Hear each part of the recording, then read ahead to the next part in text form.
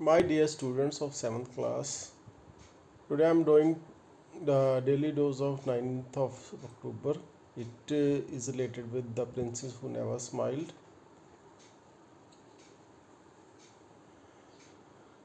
Learning outcome reads a variety of text for prayer,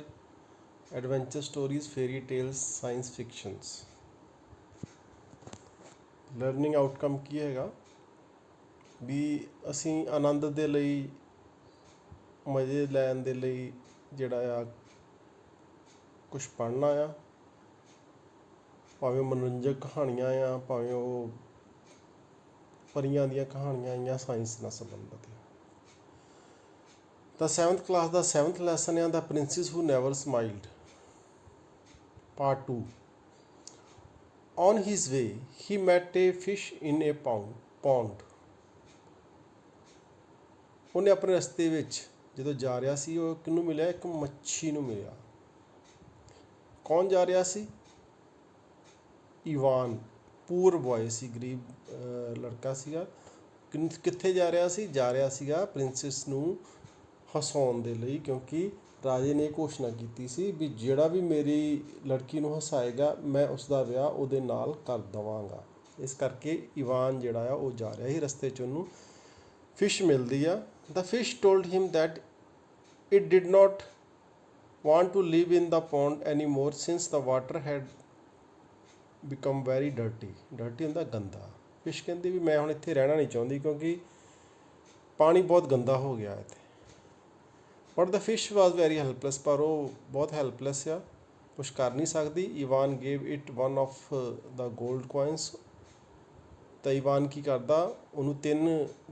ਸੋਨੇ ਦੇ ਸਿੱਕੇ ਫਾਰਮਰ ਨੇ ਦਿੱਤੇ ਸੀਗੇ ਉਹਨਾਂ 'ਚੋਂ ਇੱਕ ਸਿੱਕਾ ਜਿਹੜਾ ਆ ਉਸ ਨੂੰ ਦੇ ਦਿੰਦਾ ਆ ਮਛਲੀ ਨੂੰ ਈਵਾਨ ਕੰਟੀਨਿਊਡ ਵਾਕਿੰਗ 'ਚ ਈਵਾਨ ਚੱਲਦਾ ਰਹਿੰਦਾ then he met a mouse in the field ਫਿਰ ਇੱਕ ਚੂਹੇ ਨੂੰ ਮਿਲਦਾ ਆ ਖੇਤਾਂ ਦੇ ਵਿੱਚ the mouse also ask him to help mouse ਵੀ ਕਹਿੰਦਾ ਮੈਨੂੰ ਵੀ ਤੇਰੀ ਹੈਲਪ ਦੀ ਲੋੜ ਆ Ivan gave the mouse his second coin ਦੂਸਰਾ ਸਿੱਕਾ ਸੋਨੇ ਦਾ ਉਹ ਮਾਊਸ ਨੂੰ ਦੇ ਦਿੰਦਾ lastly he met a grasshopper ਟਿੱਡੇ ਨੂੰ ਕਹਿੰਦੇ ਆ ਇਨ ਦਾ ਫੋਰੈਸਟ ਜੰਗਲ ਦੇ ਵਿੱਚ ਗ੍ਰਾਸ ਹੋਪਰ ਨੂੰ ਮਿਲਦਾ ਈਵਾਨ ਆਲਸੋ ਹੈਲਪ ਦਾ ਗ੍ਰਾਸ ਹੋਪਰ ਬਾਈ ਗਿਵਿੰਗ ਹਿਜ਼ ਲਾਸਟ ਕੋਇਨ ਤੀਸਰਾ ਜਿਹੜਾ ਇੱਕ ਸੋਨੇ ਦਾ ਸਿੱਕਾ ਕੋਲ ਬਚਿਆ ਹੁੰਦਾ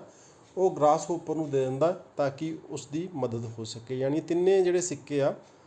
ਉਹ ਉਹਨਾਂ ਨੂੰ ਦੇ ਦਿੰਦਾ ਦੇਖੋ ਇੱਕ ਮਛਲੀ ਦੀ ਫੋਟੋ ਬਣੀ ਆ ਚੂਹੇ ਦੀ ਬਣੀ ਅਤੇ grass hopper the now Ivan was left with no money ਹੁਣ ਈਵਾਨ ਦੇ ਕੋਲ ਕੋਈ ਪੈਸੇ ਨਹੀਂ ਸੀ ਹੀ ਵਾਸ ਹੰਗਰੀ ਐਂਡ ਟਾਇਰਡ ਉਹ ਭੁੱਖਾ ਅਤੇ ਥੱਕਿਆ ਹੋਇਆ ਸੀ he reached the palace and saw the princess who was standing by the window ਉਹ ਪੈਲੇਸ ਕੋਲ ਪਹੁੰਚਦਾ ਆ ਮਹਿਲ ਦੇ ਕੋਲ ਪਹੁੰਚਦਾ ਦੇਖਦਾ ਵੀ ਖਿੜਕੀ ਦੇ ਵਿੱਚ ਪ੍ਰਿੰਸੈਸ ਖੜੀ ਹੋਈ ਆ ਸਡਨਲੀ ਹੀ ਫੈਲ ਇਨਟੂ ਦਾ ਹੋਲ ਅਚਾਨਕ ਉਹ ਟੋਏ ਦੇ ਵਿੱਚ ਡਿੱਗ ਪੈਂਦਾ ਆ ਹੀ ਕਰਾਈਡ ਫਾਰ ਹੈਲਪ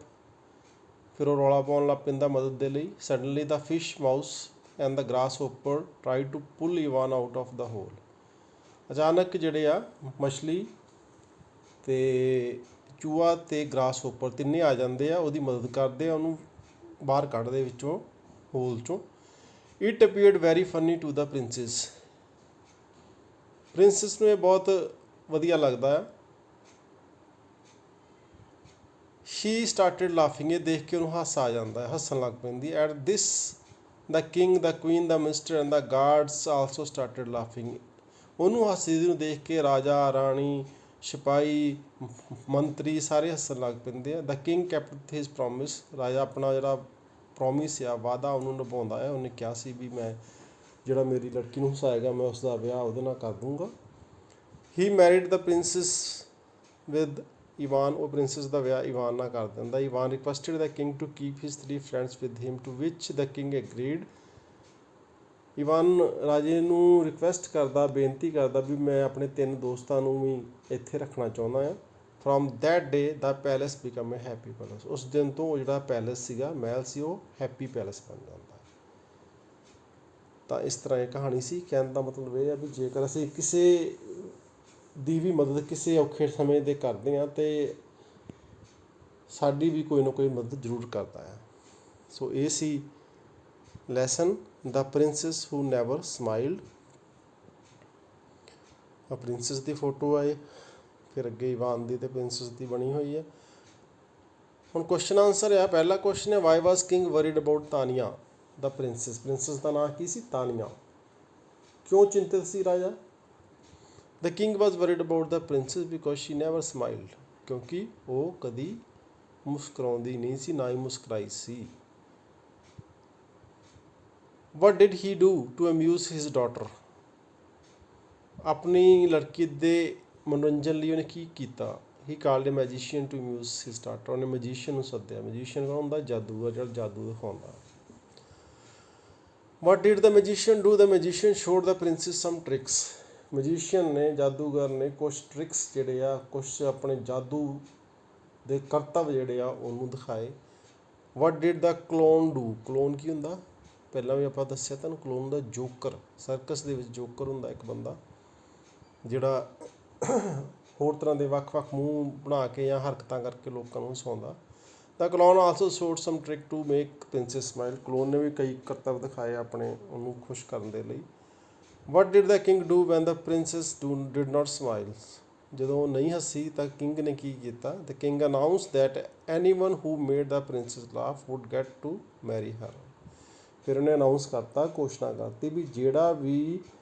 ਪ੍ਰਿੰਸੈਸ ਨੂੰ ਹਸਾਊਗਾ ਉਹ ਉਸ ਦਾ ਵਿਆਹ ਪ੍ਰਿੰਸੈਸ ਨਾਲ ਕਰ ਦੇਵੇਗਾ। ਹੂ ਵਾਜ਼ ਇਵਾਨ? ਇਵਾਨ ਕੌਣ ਸੀ? Ivan was a poor boy, ਉਹ ਗਰੀਬ ਲੜਕਾ ਸੀ। He worked for a farmer, ਇੱਕ ਕਿਸਾਨ ਦੇ ਕੋਲ ਕੰਮ ਕਰਦਾ ਸੀ। What did Ivan want to do? Ivan ਕੀ ਕਰਨਾ ਚਾਹੁੰਦਾ ਸੀ? Ivan wanted to take a chance to make the princess laugh, Ivan ਚਾਹੁੰਦਾ ਸੀਗਾ ਵੀ ਉਹ ਵੀ ਇੱਕ ਮੌਕਾ ਲਵੇ ਤਾਂ ਕਿ ਉਹ ਪ੍ਰਿੰਸੈਸ ਨੂੰ ਹਸਾਉਣ ਦੀ ਕੋਸ਼ਿਸ਼ ਕਰ ਸਕੇ, ਅਤੇ ਜਿਸ ਕਰਕੇ ਉੱਥੋਂ ਚੱਲ ਪੈਂਦਾ ਅਤੇ ਚੱਲ ਕੇ ਫਿਰ ਉਹ